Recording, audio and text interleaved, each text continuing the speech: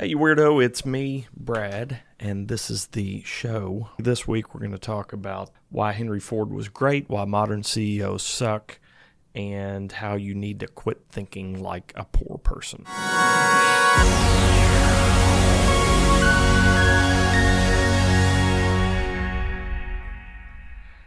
It's Thursday, October 24th. I hope you're having a great week. Started not to do this week, but here I am anyway. Because let's face it, nobody's buying a house 2 weeks before the election. That's not entirely true. We did a contract yesterday. There's a few things going on, but for the most part, everybody's like, I wonder what's going to happen. Are we all going to die? Is there going to be a civil war? Are they going to try and take Trump out again? Are we going to have a communist president? What's going on? And what I would like to express first to all of you is to just stay calm. Relax. There's really nothing you can do about it, whatever side you're on. If you're one of the crazies that's going to vote for, how do you say it, Kamala? Or if you're one of the crazies that's going to vote for Trump, if you're watching this, you might probably live in Kentucky. If you live in Kentucky, the outcome's pretty well decided. So go ahead and vote your feelings. Really shouldn't vote feelings. You should vote, on an intellectual level. But go ahead and vote how you want to, babe. And I'll vote how I want to, and we live in Kentucky, so probably at this stage there's nothing any of us can do to affect any kind of change on the outcome. So, relax, sit back, find a nice place to watch the end of the world. My God, what do we do? I actually don't think that. I told a friend yesterday, Rome didn't collapse in a day. It didn't collapse in a year. Rome collapsed over decades and centuries, and most of it was still functioning for most of that time. So people had lives and children and businesses and went on with their life while Rome was imploding around them. And if you lived in the country, you were probably in a better position than the people that lived in the city. And good news, I live in the country. So I'm not going to get too upset either way. That's all I'm going to say about the election. What I've been thinking about today, it came up a couple times over the last week. Everybody has got a personnel problem. Everybody's got hiring problems, and nobody has enough help. And what I hear all the time is nobody wants to work. And I would say I hear it the most from the boomers, but I think there's a reason. I think I've figured it all out. And I'm going to share it with you and invite you to think a little bit differently than you may have before. I think the origins of this problem, the reason that we think nobody wants to work and everything sucks now, is because inflation has been so fantastic, so terrible since the 70s when they took us off the gold reserve and put us on fiat currency. I think inflation has happened so hard and so fast that the older generation has no concept of what money actually is anymore or what the purchasing power, is.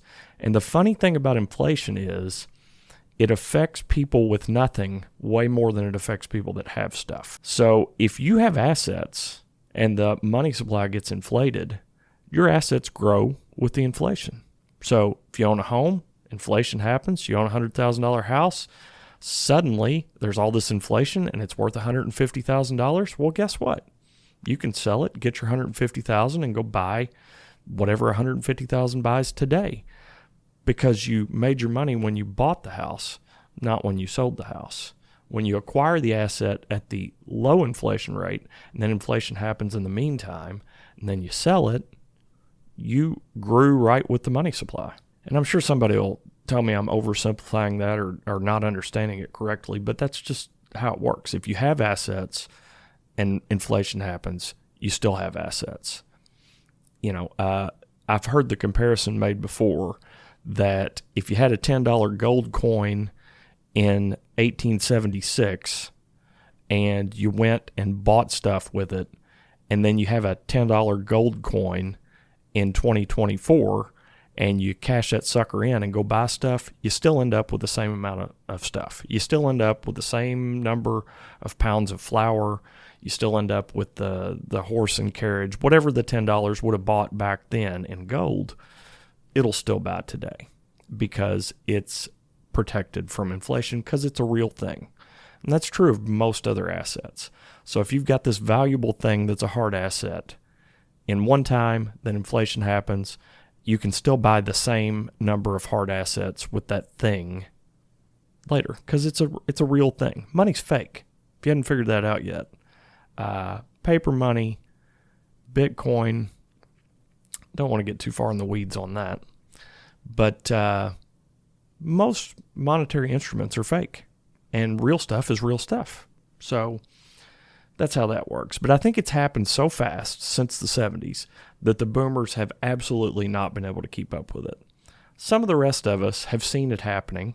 You know, I came of age in the 90s, and inflation's been happening all along, and I've watched my dollar get worth less and less and less and less over the years, and it's kind of just a fact of life for anybody that was born, say, after 1975. If you were born before 1975, you might have a hard time wrapping your brain around it, because that's about when it happened. I think it was during the Nixon administration, so it was early 70s. As a result of that, people who used to make $3 an hour and somehow support a family now look at people making $15 an hour and say, well, they're lazy. They don't even want to show up. They're making over $15 an hour. Yeah, and that's not really a living wage anymore. And the reason is, I've got a big old stack of stuff. I got some stuff. I'll throw some charts up on the screen here. But first I have to organize my thoughts. This first chart that I'm going to show you is the annual consumer expenditure since 1990. And basically, you're in the low to mid 30s for what people were spending in 1990, $30,000, give or take. And you fast forward to, this chart only goes to 2022, so it's worse now, right? We're 2 years further down the road with all kinds of deficit spending and all kinds of inflation. But in 2022, this chart is showing about $70,000 a year. So we went from 30-something to 70-something, $40,000. This is not inflation adjusted. This is just real dollars. $40,000 increase in what you spend to live. This chart, the next one I'm going to show you, this chart is median household income. And it's from 1990 to 2022 also. This one came from Statista.com. If you're watching this on the tube, I'll put links down here for the charts. If you're that big a geek and you want to watch this stuff. Both of these are from Statista. That's probably why they're both from 1990. But anyway, this one is the median income chart. And it goes from $63,830 in 1990 to about $75,000 in 2022. So spending goes up 40 grand and income goes up 63 to 77. 14,000, give or take a few dollars. Wages up 14,000, spending up 40,000. And if anybody super smart watches this, I'm sure somebody's going to say, well, you're comparing apples and oranges, and that doesn't make sense. It doesn't matter. Go pick out any chart you want to. You will find, if you study just a little bit, that wages have not kept pace with the cost of living. Maybe I'm using the wrong metrics here. But I'm not an economist. I'm not a statistician. I'm just a thinker. So wages have not kept pace with what it costs to have a life. To have a decent standard of living that the middle class in America used to be used to. Wages have not kept up with what it costs. And then you get to the productivity number, the next thing I got in my stack here. And this one's on the productivity pay gap. And what you'll see if you look at this one goes back to 1950-ish and comes up past 2020 here. But look at this one, and what you'll see is throughout the 50s, 60s, and most of the 70s, as the American workers' productivity increased, their pay increased at a commensurate level. So their productivity went up and their pay went up. And then we get to about 1979, the great year, shakedown 1979, Brad Cecil enters the scene. And what happens is productivity keeps skyrocketing, but what happens to the wages? We're not going to pay these guys as much. And that leads to the next problem in the stack. And that's this article. This one's from the Economic Policy Institute. I don't know if it's a left-wing think tank. But again, there's multiple sources for all this crap if you really want to scrutinize it. CEO pay has skyrocketed 1,322% since 1978. 1,322% since 1978. I think I figured out where your money's going. I think I figured out why the productivity keeps going up and the pay doesn't keep going up. It's because the efficiency experts have figured out how to employ people at slave wages. What happens when you employ people at slave wages? They no longer want to be there. And that's what leads to nobody wanting to show up for work. This is not rocket science.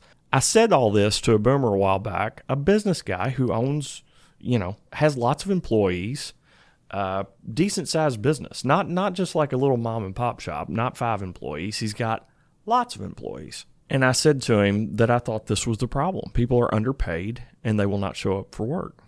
Well, this guy's in his 70s and that didn't make any sense to him because of where I started this conversation. Because in his mind, $15, $16, $20 an hour sounds like a ton of money when in fact it's just enough to get by on nowadays. It's not the fantastic money it would have been in 1990 and 1985 and 1972.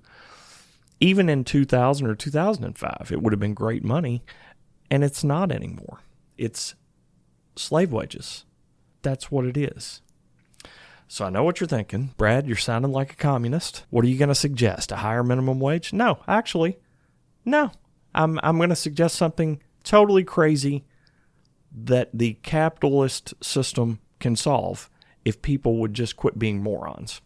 I read an article a couple weeks ago. I can't find it, but it was about a company whose CEO slashed his salary and paid all of his employees more, like doubled their wages. Couldn't find it. Found all kinds of other crap I wasn't interested in.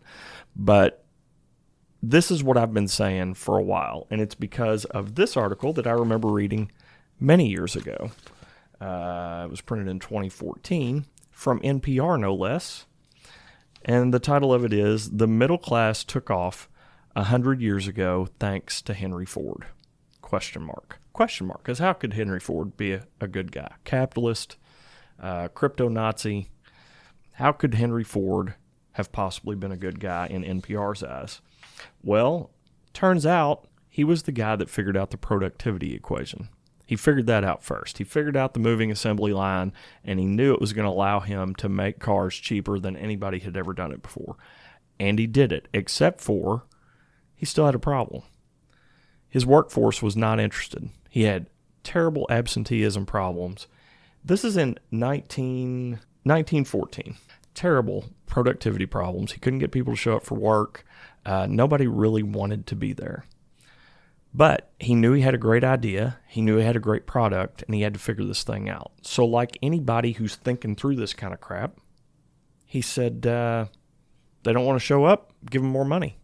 And he didn't just give them a little more money.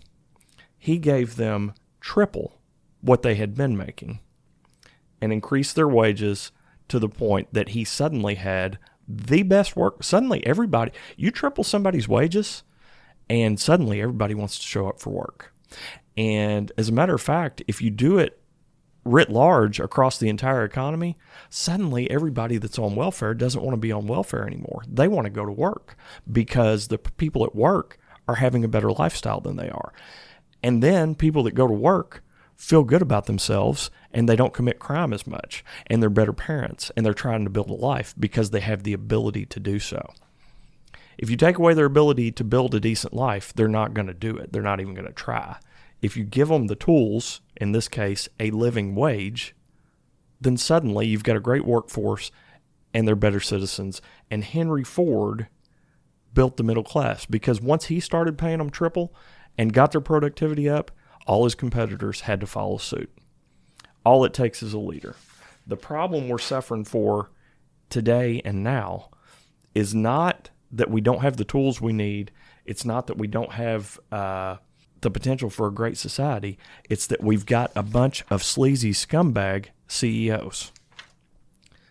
Their pay has gone up 1,300%, while Americans has gone up next to nothing. Average workers are struggling while CEOs are making 1,300% what they used to.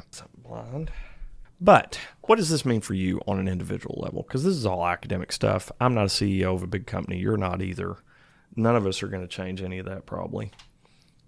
I don't know. Somebody might watch and change it. But where does it leave us on your individual level? A friend of mine a couple weeks ago fussed at me, which I often have to myself, for thinking like a poor person. And the best advice I can give anybody to quit thinking like a poor person is quit tying money to time and instead start thinking about results and money. If you're an employer, start thinking about incentivizing results.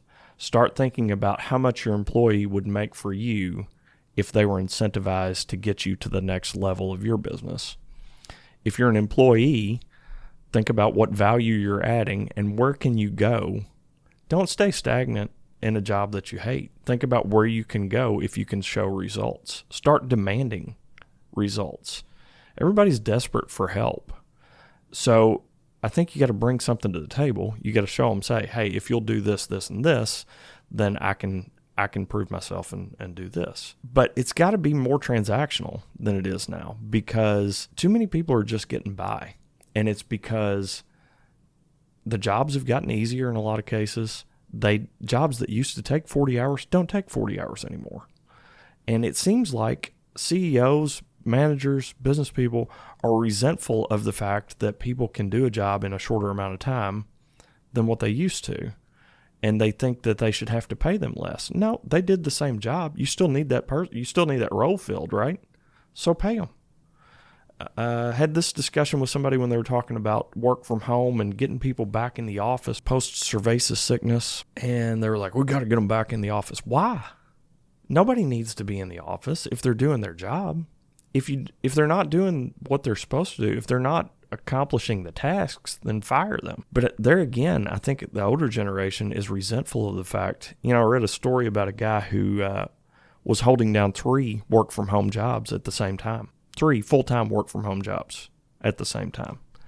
And it was only because it was discovered that he got fired. It wasn't because he wasn't keeping up. He was he was doing the tasks. It's just that they found out he was getting 2 other paychecks, and so that's when everything unraveled. But it wasn't like he wasn't completing the daily tasks. If he was completing the daily task, why are you firing him for?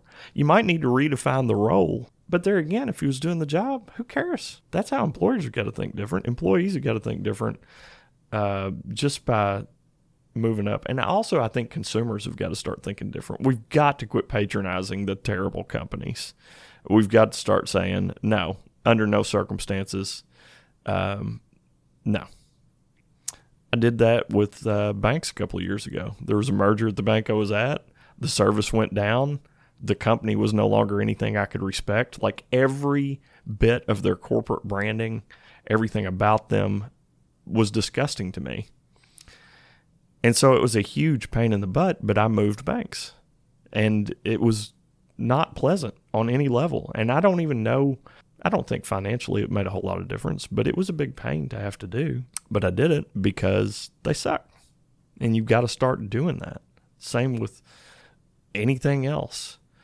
It's sad that we have to do business with so many big boxes now, but at some point, if the big boxes are not worth going to, somebody brought up one of the stores the other day and said their plumbing department sucked. Well, go to the local plumbing supplier. There's still places to buy that stuff, and they won't get mad if you come in. So just go to the plumber and get what you need instead of going to the big box store. It might cost you a little bit more, but start punishing these people. They're terrible customer service. Don't go there. Lacey and I were talking about McDonald's versus Chick-fil-A the other day. Chick-fil-A is much better run. So don't go to McDonald's anymore. Don't sit there for your soggy fries anymore. Sorry, Trump fans. I know he brought McDonald's into the limelight this week. But back to the not trading hours for money. Had a family member a while back that's elderly and was hiring people to do some yard work and things, and said they were paying them by the hour, whoever it was, odd jobber, don't know who it was. But they were paying them by the hour to do some yard work, trimming trees and this, that, and the other. And they said, but they spend half their time on their phone. They were here one day, didn't show up the next day. I said, quit paying them by the hour. I said, negotiate a price for the job and tell them they'll get paid when they get done. If you have to give them a $50 deposit or a $20 deposit to get them to show up or to get them to take the job, then do that, but you're only risking a little bit. And then don't pay them the rest until they finish the job. And then it doesn't matter how long they're on their phone. If they take all week to finish the job and they're on their phone half the time, who cares? You negotiated the price ahead of time. And just make that your terms. If you're the person doing the odd jobs, negotiate a good deal for you. Charge more. If you think you're going to make, if you think you're doing a 5-hour job and it's, you're going to get $20 an hour, say, hey, I'll do it for $150 and finish the job in 4. And you'll probably be shocked at how well you could do just by rethinking your approach. All of these are things that I would not have had the wherewithal to think about 10 years ago. But we're living in a different world, and this is the way I'm thinking about these things in 2024. Yesterday I watched or listened to, while I was driving, most of the podcast that JD Vance did with Theo Vaughn. It's weird, man. The candidate for vice president of the United States is on a podcast with a comedian guy who's known for his somehow very profound dumb things that he says.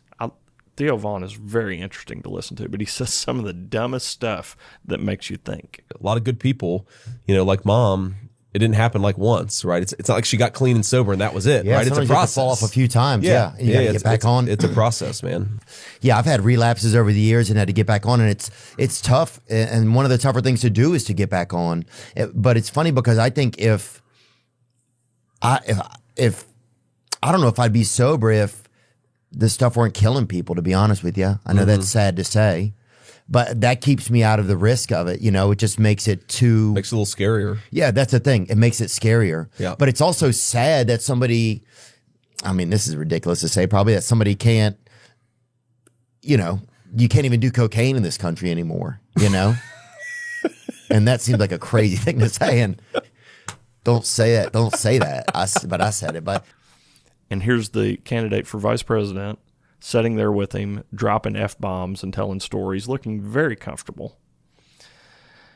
And I was like, this is a very different world where we've got, I don't know. It's just everything's very different. So I think very differently now than I used to. If you haven't seen that podcast, that's the one this week that I would probably check out if I was you, just because it gave me a different perspective on the guy. I've not been crazy about JD Vance. Something about him, just the way he looked in a suit and on stage when they first introduced him, I was like, I don't know about this guy. And then you watch him on this Theo Vaughn thing, and I'm like, actually he seems okay. We'll see. Maybe terrible. Maybe most politicians are terrible. Might be terrible.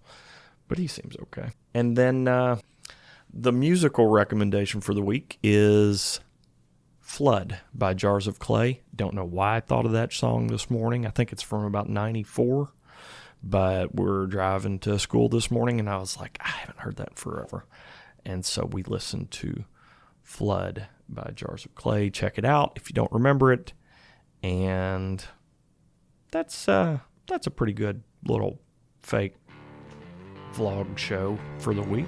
I will be selling houses. If you need me for that, you can call me. And if not, I'll just do another silly video and see you next time. Bye-bye.